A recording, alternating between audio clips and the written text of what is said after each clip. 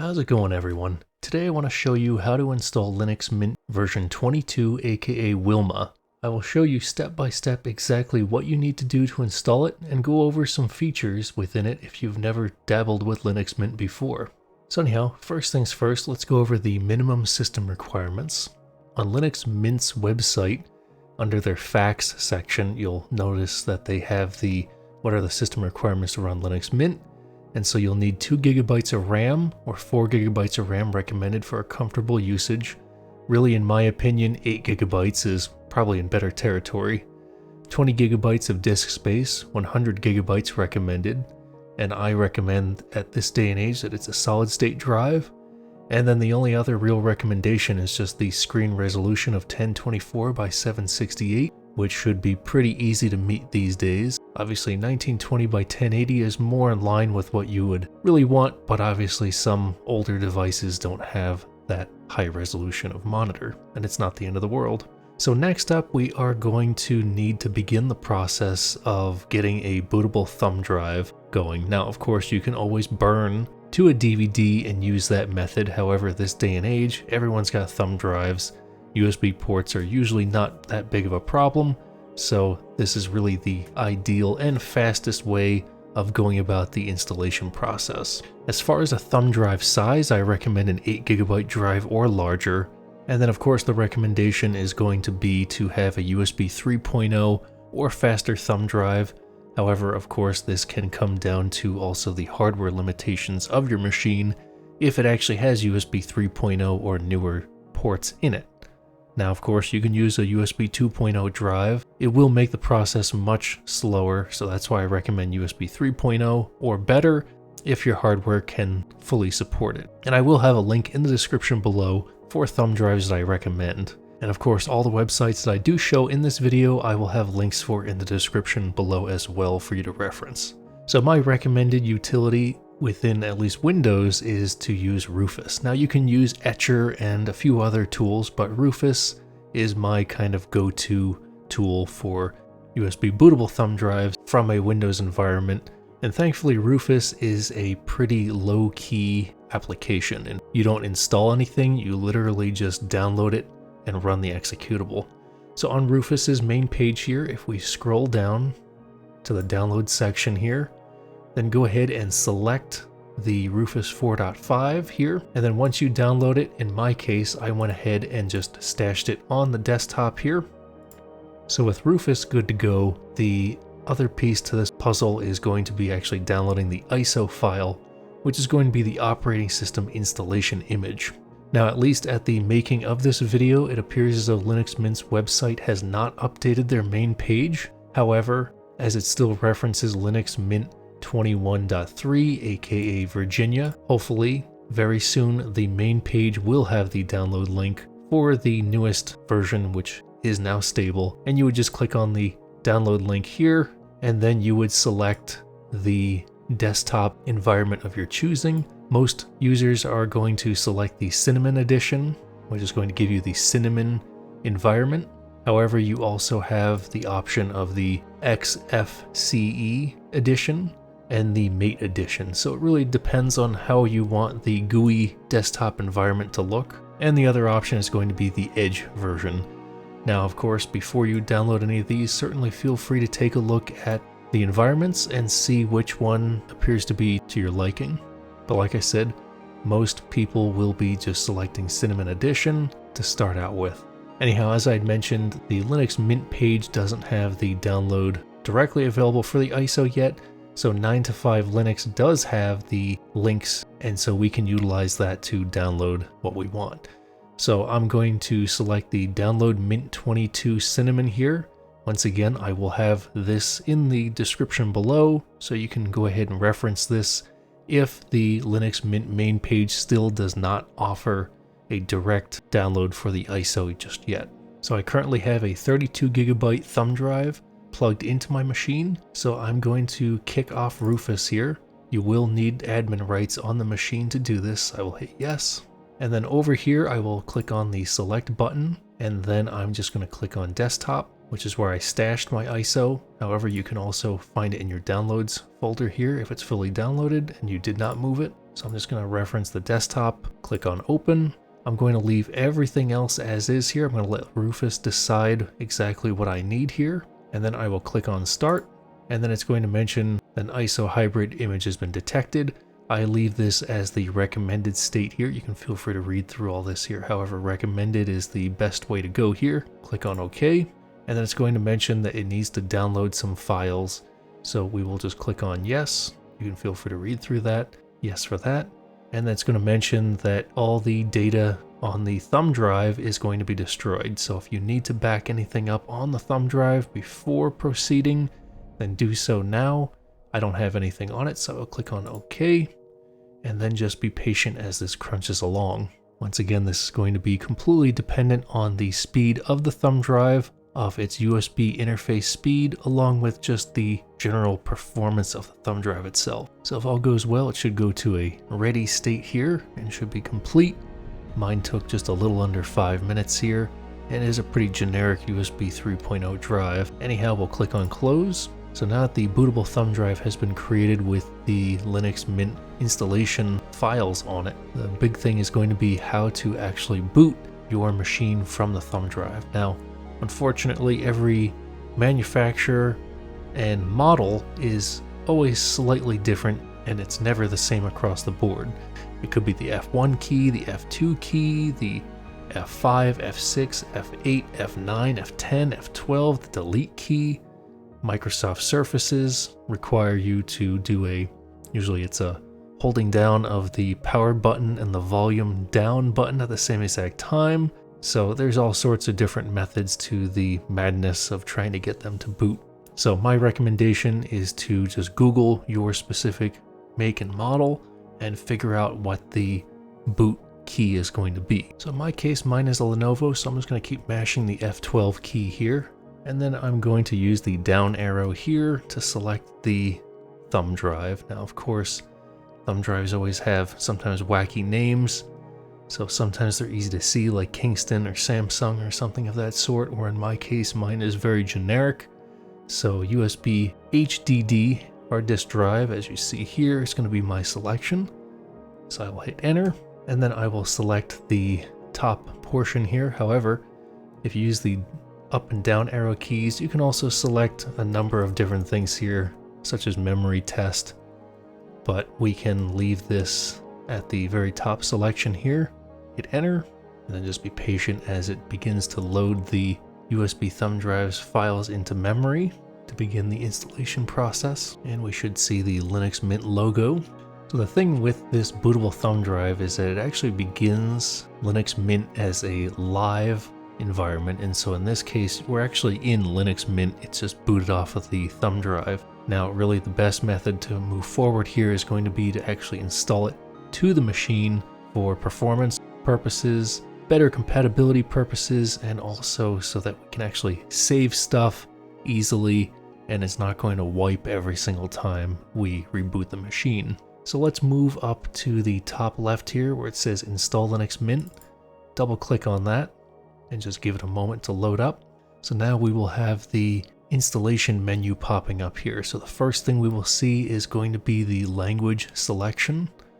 And in my case, I'm going to leave it as English. However, feel free to change it to whatever your needs are. So click on continue. It's going to ask you for your keyboard layout. Once again, choose what works best for you. I'm going to leave mine as is here.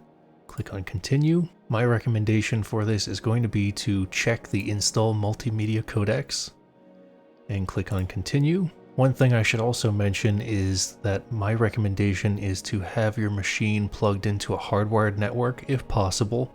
If it's not possible, then you would connect it up into wireless, or if you have a USB to Ethernet dongle, plug it in. That way you just have a nice hardwired connection to speed up this whole process. If you do have another operating system installed, then it may give you the option of installing it alongside the previous operating system that's on there. For the sake of this video, I'm going to be going over fully erasing the disk and installing Linux Mint, so it's the only operating system on the machine. Some people would want to try to dual boot, say Linux Mint and Windows. However, I don't recommend that, at least not on the same drive. My recommendation is that if you are planning to dual boot Windows and any Linux environment, that you would have them as separate drives. So you'd have Windows on one drive, and then you would have Linux on an entirely separate drive. Just because Windows is notorious for doing updates that will knock out the bootloader for the Linux environment. So that's just my recommendation, and like I said, for the sake of this video, we are going to just install Linux as the only operating system on the machine. So I'm going to choose Erase Disk and install Linux Mint, and one option you do have is if you click on Advanced Features, then it will give you the Advanced Features pop-up here. I'm going to leave this as none. However, if you want to use any of these other options, then feel free to do a little bit of research and figure out if it's something that you want to actually delve into. For a general use machine, I'm just going to leave this as none, click on OK, and then I will click on Install Now. And then this is basically a screen that's going to pop up that's going to say that it's going to fully erase the drive and it's going to start the installation process. So if there's anything left on the machine that you need data from, then make sure to back it up before you continue on with the process here. So feel free to shut it down, take the thumb drive out, back up whatever data you have not backed up, and then put the thumb drive back in and do just as I'd shown previously to get to this point. Anyhow, in my case, I don't have any data on the machine that I need anymore, so I'm just going to click on Continue. And then during the installation process, it's also going to ask us for localization information. In my case, I'm going to leave it as New York, which is perfectly fine for me. However, if you click around here, you can choose the area where you may be living, and then that will set it to that time zone. But I'm going to leave this as is, and I'll click on Continue, and then I will put in my name here. I'll just do it as digital, and computer's name, I will leave it as just digital Lenovo product. However, you can type whatever you want in here for the computer's name. Pick a username, and then my recommendation is to set a password. I'm just going to choose a very basic password here, and I do recommend you leave it as require my password to log in. You could set it to log in automatically, but that's not very secure. And then you can always encrypt your home folder. I'm going to leave that off, and we'll just keep it as require my password to log in. Click on Continue. And it's going to go through some slideshows here that you can click on to see stuff, but you can also see what is happening by clicking the down arrow. But anyhow, in this state, we're just going to give it some time. Just be patient, and hopefully you will not see any errors. And it is going to go through several phases, but like I said, just be patient. And now we are at the installation complete. And if the little pop-up that came up for a split second goes away, try to choose the Restart Now option.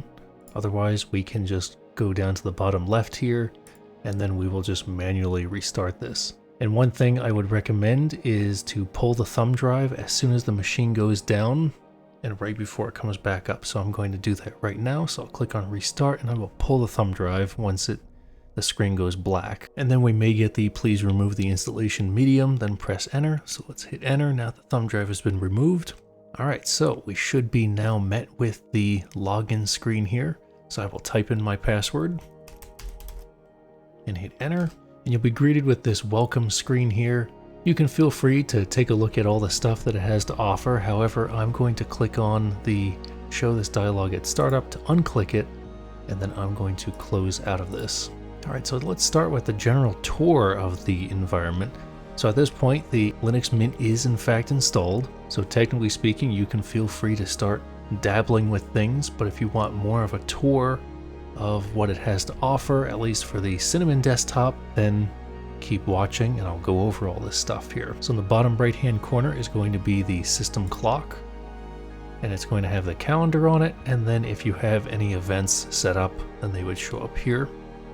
You also have the date and time settings on the bottom here if you need to adjust those. Another thing just to mention, all the way to the right of the system clock is going to be your show the desktop button.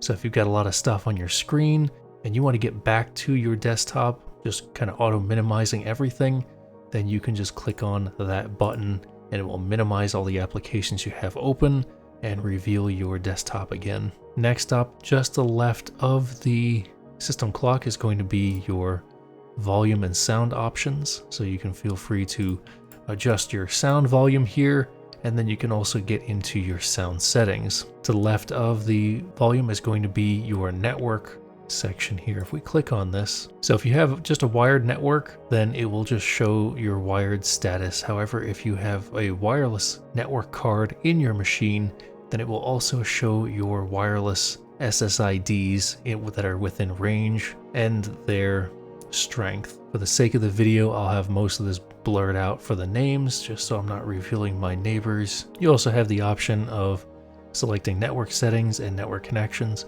and then you can also toggle on and off your network interface devices here. And then to the left of that is going to be your notifications. And so the very first notification that popped up was just mentioning that I am actually getting a connection on my network card.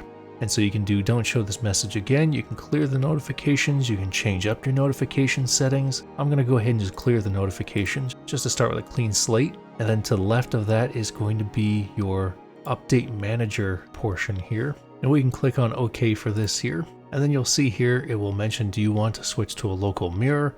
Local mirrors are usually faster than packages.linuxmint.com. I'm just going to leave this as is here, but just to make sure that we're seeing the latest and greatest updates, I'm just going to click on refresh one more time.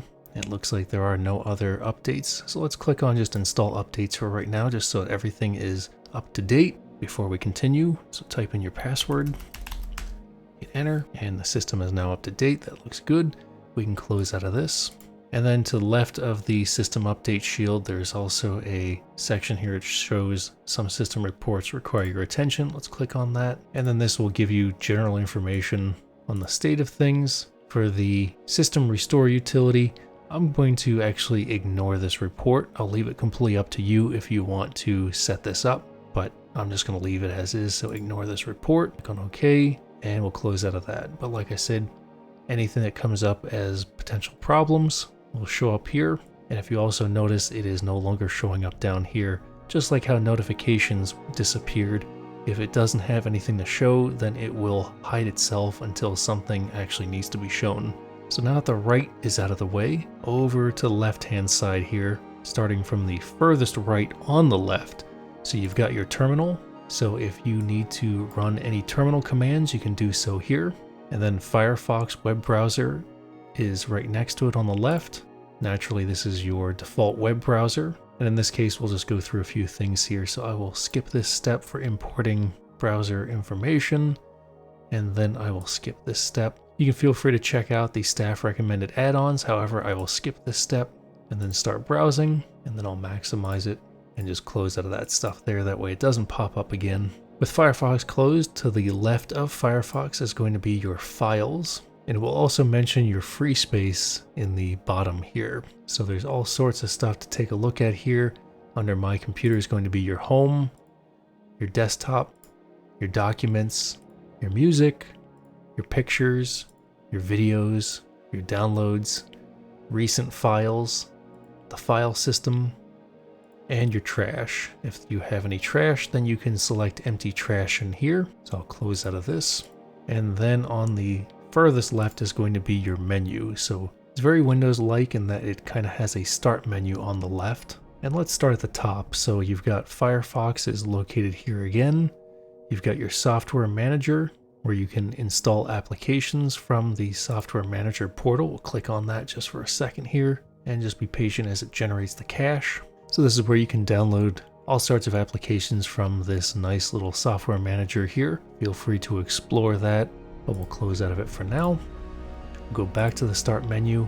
So right under the software manager is going to be your system settings control center. And I'll maximize this so it's easier to see. So under system settings is going to be a lot of different options. I won't go over these, however, they're pretty self-explanatory. For instance, backgrounds are going to be system backgrounds. Printers are going to be where you add your printers. And then there is a whole bunch of other things to feel free to check out in here. And then you have your terminal again, your files once again, and then you have a lock option here to lock the screen. You have a logout button, and then you also have your power button options. Now if you click on this, It then gives you multiple other options, for instance, suspending it, cancel this, restart the machine, shut it down. So that gives you those options. I'll click out of this, go back to the start menu. And then within the start menu itself, you're going to have your all applications, accessories, and so on here. And as you can see, as I'm going over them, it's further expanding out what is within these groups here for applications. You also have a search menu up at the top here.